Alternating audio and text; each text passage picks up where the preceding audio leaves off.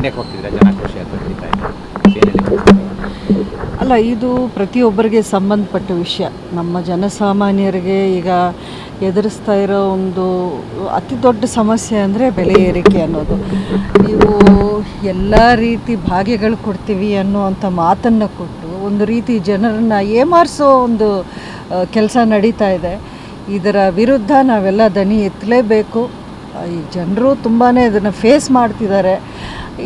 ಇದಕ್ಕೆ ಒಂದು ಖಂಡಿಸಿ ಒಂದು ಅಲ್ಲಿ ಜನಾಕ್ರೋಶ ಅನ್ನೋದು. ಎಲ್ಲೋ ಒಂದು ಕಡೆ ಇತ್ತೀಚೆಗೆ ಹೋರಾಟಗಳಲ್ಲಿ JDS ಅವರು ನಮ್ಗೆ ಸೇರಿಸ್ಕೊಳ್ತಿಲ್ಲ BJP ಅನ್ನೋ ಆರೋಪಗಳನ್ನ ಮಾಡ್ತಾ ಇದ್ದಾರೆ. ಎಲ್ಲೊಂದು ಕಡೆ ಇದೆಲ್ಲೋ ಮೈತ್ರಿಗೆ ಭಂಗ ಆಗ್ತಾ ಇದೆ ಅಂತ ಸುರೇಶ್ ಬಾಬು ಅವರು ಮಾಡಿದ್ರು, ಕುಮಾರಸ್ವಾಮಿ ಅವರು ಕೂಡ ಈಗ ಒಟ್ಟಿಗೆ ಹೋರಾಟ ಮಾಡ್ತಾ ಇಲ್ಲ. ಈಗ ಮೈತ್ರಿ ಮೊದಲಿನ ಆರೋಗ್ಯ ಕಾಪಾಡ್ಕೊಳ್ತಾ ಇಲ್ಲ. ನೋಡಿ, ಮೈತ್ರಿ ಅನ್ನೋದು ಯಾವತ್ತೂ ಒಂದು ಸವಾಲುಗಳ ಜೊತೆಲೇ ಇರುವಂಥ ವಿಷಯ. ಯಾವುದೂ ಅಷ್ಟು ನೀವು ನೋಡಿದ್ರೆ ಒಂದೇ ಪಕ್ಷದ ಒಳಗೇನೆ ಎಷ್ಟೊಂದು ವಿಚಾರಗಳು, ಎಷ್ಟೊಂದು ಭಿನ್ನಾಭಿಪ್ರಾಯಗಳು ಬರ್ತಾನೆ ಇದೆ. ಪ್ರತಿಯೊಂದು ಪಕ್ಷದಲ್ಲೂ ಇದೆ. ಇದರಿಂದ ಯಾವ ಪಕ್ಷವೂ ಏನು ನಮಗಿಲ್ಲ ಅನ್ನೋ ಥರ ಇಲ್ಲ. ಸೊ ಎರಡು ಪಕ್ಷ ಒಂದು ಮೈತ್ರಿ ಅಂತ ಆದಮೇಲೆ ಖಂಡಿತ ಅದಕ್ಕೆ ಆದಂಥ ಸವಾಲುಗಳು ಇದ್ದೇ ಇರುತ್ತವೆ. ಅದಕ್ಕೆ ಇದೇನು ಅದನ್ನು ಸ್ಮೂತಾಗಿ ಹ್ಯಾಂಡಲ್ ಮಾಡುವಂಥ ಜವಾಬ್ದಾರಿ ಯಾರಿಗಿದೆಯೋ ಅವ್ರು ಮಾಡ್ಕೊಂಡು ಹೋಗ್ತಾರೆ. ರಾಜಕಾರಣದಲ್ಲಿ ಸಕ್ರಿಯವಾಗಿ ತೋರಿಸ್ಕೋಬೇಕು ಅಂತ ಮಾಡಿದ್ದಾರೆ. ಇತ್ತೀಚೆಗಷ್ಟೇ ಮನೆ ಕೂಡ ಬಾಡಿಗೆ ತಗೊಂಡಿದ್ದಾರೆ. ಅಲ್ಲ, ಮನೆ ಮೊದಲಿಂದ ಇತ್ತಲ್ಲ, ಆ ಮನೆಯಿಂದ ಶಿಫ್ಟ್ ಮಾಡಿದೆ ಅಷ್ಟೇ. ಯಾಕೆಂದರೆ ಅವ್ರ ಮನೆಯವ್ರಿಗೆ ಆ ಮನೆ ಬೇಕಿತ್ತಂತೆ ಅವ್ರ ಮಕ್ಕಳಿಗೆ. ಸೊ ಹಾಗಾಗಿ ನಾನು ಮನೆ ಶಿಫ್ಟ್ ಮಾಡಿದ್ದೀನಿ. ಮನೆ ಅಂತೂ ಮಂಡ್ಯದಲ್ಲಿ ಯಾವತ್ತೂ ಇದ್ದೇ ಇದೆ. ಈಗ ನಮ್ಮ ಸೈಟಲ್ಲೂ ಒಂದು ಚಿಕ್ಕದಾಗಿ ಮನೆ ಮಾಡಬೇಕು ಅಂತಲೂ ಅನ್ಕೋತಾ ಇದ್ದೀನಿ. ಸೊ ಅದೆಲ್ಲ ಆಗತ್ತೆ. BJP ಅವರು ಆರೋಪ ಮಾಡ್ತಿದ್ದಾರೆ ಇತ್ತೀಚೆಗೆ ಮಹಿಳಾ ದೌರ್ಜನ್ಯ ಜಾಸ್ತಿ ಆಗ್ತಿದೆ ಅಂತ. ನಿನ್ನೆ ಗೃಹ ಸಚಿವರು ಲಘುವಾದ ಧಾಟಿಯಲ್ಲಿ ಮಾತನಾಡಿದ್ರು. ಬೆಂಗಳೂರಂಥ ದೊಡ್ಡ ನಗರದಲ್ಲಿ ಅಲ್ಲಿ ಇಲ್ಲಿ ಆ ಥರ ಘಟನೆ ಆಗೋದು ಸರ್ವೇ ಸಾಮಾನ್ಯ ಅಂತ ತುಂಬ ಆಕ್ಷೇಪ ಬರ್ತಾ ಇದೆ. ಅವ್ರ ಹೇಳಿಕೆಗೆ ಏನು ಹೇಳ್ತೀವಿ?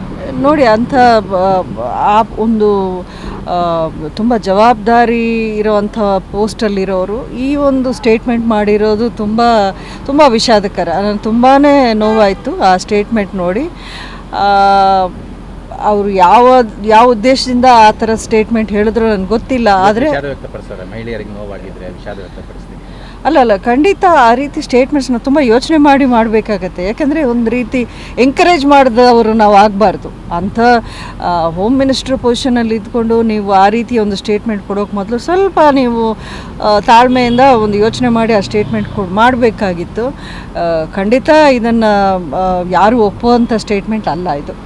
ರಾಜ್ಯಾಧ್ಯಕ್ಷರಿಗೆ ಸಂಬಂಧಪಟ್ಟಂತೆ ಮತ್ತೆ ವಿಜೇಂದ್ರ ಅವರು ಆಗಬೇಕು ಅಂತ ಬಹುತೇಕರ ಅಭಿಪ್ರಾಯ, ಅವ್ರು ಆಗಬಾರ್ದು ಅಂತ ಕೆಲವರ ಅಭಿಪ್ರಾಯ. ಅವರು ಕಾರ್ಯವೈಖರಿ ಬಗ್ಗೆ ನೀವು ಪಕ್ಷದ ನಾಯಕರಾಗಿ ಏನು ಹೇಳ್ತೀರಾ? ನೋಡಿ, ನಾನು ಇದ್ರ ಬಗ್ಗೆ ಕಮೆಂಟ್ ಮಾಡೋಕ್ಕೆ ಹೋಗಲ್ಲ. ಯಾಕೆಂದರೆ ಪಕ್ಷದ ವರಿಷ್ಠರಿದ್ದಾರೆ. ಪಕ್ಷದಲ್ಲಿ ಎಷ್ಟೋ ವರ್ಷಗಳಿಂದ ಇದ್ದು ಶ್ರಮಪಟ್ಟು ಪಕ್ಷವನ್ನೇ ಕಟ್ಟಿದವರು ಹಲವಾರು ಲೀಡರ್ಸ್ ಇದ್ದಾರೆ. ಸೊ ಅವರವರು ಅದನ್ನು ಸಾಲ್ವ್ ಮಾಡೋ ಅಂಥ ಕೆಪಾಸಿಟಿ ಅವ್ರಿಗಿದೆ ಅಂತ ಅಂದ್ಕೊಂಡಿದ್ದೀನಿ. ಸೊ ಇದರಲ್ಲಿ ನಾನೇನು ಮಾತಾಡೋಕ್ಕೆ ಹೋಗಲ್ಲ. ಕಾರ್ಯಕ್ರಮಗಳಲ್ಲಿ ಸ್ವಲ್ಪ ನೀವು ಅಂತರ ಕಾಯ್ದುಕೊಂಡಿರಿ ಅಂತ ಆರೋಪ. ಇಲ್ಲ, ನನಗೆ ನೋಡಿ, ಪಕ್ಷದ ಕಾರ್ಯಕ್ರಮ ಅಂತ ಅಲ್ಲ. ನಿಮಗೆ ಗೊತ್ತು, ನನ್ನ ಪರ್ಸ್ನಲ್ ಲೈಫಲ್ಲಿ ನನಗೀಗ ಮೊಮ್ಮಗ ಬಂದಿದ್ದಾನೆ ಮನೆಗೆ. ಸೊ ಆ ಒಂದು ಪರ್ಸ್ನಲ್ ಸ್ಪೇಸ್ ನನಗೂ ಬೇಕಾಗಿತ್ತು. ಸ್ವಲ್ಪ ಅವನ ಜೊತೆಲೂ ಕಾಲ ಕಳಿಬೇಕು, ನೋಡ್ಕೋಬೇಕು, ಚಿಕ್ಕ ಮಗು ಇನ್ನು. ಸೊ ಹಾಗಾಗಿ ಸ್ವಲ್ಪ ಒಂದು ಬ್ಯಾಕ್ ಸ್ಟೆಪ್ ತಗೊಂಡೆ. ಬಿಟ್ಟರೆ ಪಕ್ಷದ ಕಾರ್ಯಕ್ರಮಗಳಿಗಿಂತ ಅಂತರ ನಮ್ಮ ಪಕ್ಷದಲ್ಲಿ ನನಗೂ ಏನೂ ಪ್ರಾಬ್ಲಮ್ ಇಲ್ಲ. ಹೋರಾಟದಲ್ಲಿ ಪಾಲ್ಗೊಳ್ಳಕ್ಕೆ ಹೋಗ್ತಿದ್ದೀರಾ? ಹೌದು, ಯಾಕೆಂದರೆ ಇದು ತುಂಬ ಒಂದು ಇಂಪಾರ್ಟೆಂಟ್ ವಿಷಯ ಅಂತ ನಾನು ತುಂಬ ಗಂಭೀರವಾಗಿ ತಗೊಂಡಿರೋ ವಿಷಯ. ಇದು ಪ್ರತಿ ಒಬ್ಬರಿಗೆ ಒಂದು ಮುಟ್ಟುವಂಥ ವಿಷಯ ಇದು. ಯಾಕೆಂದರೆ ಬೆಲೆ ಏರಿಕೆ ಅನ್ನೋದು ನಮ್ಮ ಲೈಫಲ್ಲಿ ಪ್ರತಿ ಒಂದು ಹೆಜ್ಜೆಯಲ್ಲಿ ನಾವು ಫೈಟ್ ಮಾಡ್ತಾ ಇದ್ದೀವಿ. ಈ ಒಂದು ಪರಿಸ್ಥಿತಿಯಲ್ಲಿ ನಿಮಗೊಂದು ರೀತಿ ಇನ್ಕಮ್ಮು ಬರೋದು ಎಲ್ಲೂ ಜಾಸ್ತಿ ಆಗ್ತಿಲ್ಲ. ಆದರೆ ನಿಮ್ಮ ಸ್ಪೆಂಡಿಂಗು, ಎಕ್ಸ್ಪೆಂಡಿಚರು ಈ ರೀತಿ ಪ್ರತಿಯೊಂದಕ್ಕೂ ಟ್ಯಾಕ್ಸ್. ಗಾಳಿ ಒಂದು ಬಿಟ್ಟರೆ ನಾವು ಇನ್ನು ಪ್ರತಿಯೊಂದಕ್ಕೂ ಟ್ಯಾಕ್ಸ್ ಹಾಕ್ಕೊಂಡು ಹೋದರೆ ಇದು ಎಲ್ಲಿಗೆ ಹೋಗಿ ನಿಲ್ಲೋದು? BJP ಹೋರಾಟದ ದಿನನೇ ಡೊಮೆಸ್ಟಿಕ್ ಗ್ಯಾಸು ಮತ್ತು ಉಜ್ವಲ ಗ್ಯಾಸ್ ಕೂಡ ಕೇಂದ್ರ ಸರ್ಕಾರ ದರ ಹೆಚ್ಚಳ ಮಾಡಿದೆ 50 ರೂಪಾಯಿ. ನೋಡಿ, ಮುಜುಗರ ಆಗ್ತಾ ಇದೆ. ಕಾಂಗ್ರೆಸ್ನವರು ಟೀಕೆ ಮಾಡ್ತಾ ಇದ್ದಾರೆ. ನೋಡಿ, ಇದು ನೀವು ರಾಜಕೀಯವಾಗಿ ಮಾತಾಡೋಕೆ ಹೋದರೆ ಅದು ಬೇರೆ ವಿಚಾರ. ನಾವು ಜನಸಾಮಾನ್ಯರಿಗೆ ಎದುರಿಸ್ತಾ ಇರೋ ಪ್ರಾಬ್ಲಮ್ಸು ಅದನ್ನು ಒಂದು ಪ್ರೊಟೆಸ್ಟ್ ಮಾಡೋ ವಿಷಯ ಅಂದರೆ ಅದು ಬೇರೆ ವಿಚಾರ ಆಗುತ್ತೆ. ನಾನು ಅಂದ್ಕೊಂಡಿದ್ದೀನಿ ಖಂಡಿತ. ಈಗ ನೀವೊಂದು ರೀತಿ ನೋಡಿದ್ರೆ ಪೆಟ್ರೋಲು ಅಥವಾ ಚಿನ್ನದ ಬೆಲೆ ಇದೆಲ್ಲ ಗ್ಲೋಬಲ್ ರೇಟ್ಸ್ ಮೇಲೆ ಡಿಪೆಂಡ್ ಆಗಿರುತ್ತೆ. ಅದರ ಮೇಲೆ ನಾವು ಇನ್ನಷ್ಟು ಹೆಚ್ಚಾಗಿ ಸ್ಟೇಟ್ ಮೇಲೆ ಟ್ಯಾಕ್ಸ್ ಹಾಕಿದ್ರೆ ಅದು ಭಾರ ಆಗುತ್ತೆ ಜನಕ್ಕೆ. ಈಗ ಕೆಲವು ಪ್ರೈಸಸ್, ಈಗ ಸ್ಟಾಕ್ ಮಾರ್ಕೆಟ್ ಕುಸಿದಿದೆ ಅಂದರೆ ಅದು ಇಡೀ ಪ್ರಪಂಚವ್ಯಾಪ್ತಿ ಅದು ಎಫೆಕ್ಟ್ ಆಗುತ್ತೆ.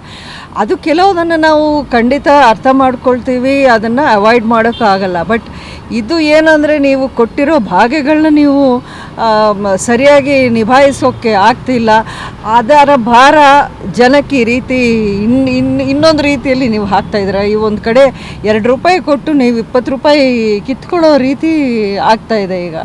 ಸೊ ಅದರ ವಿರುದ್ಧ ಈ ಒಂದು ಪ್ರೊಟೆಸ್ಟ್ ಅಷ್ಟೇ.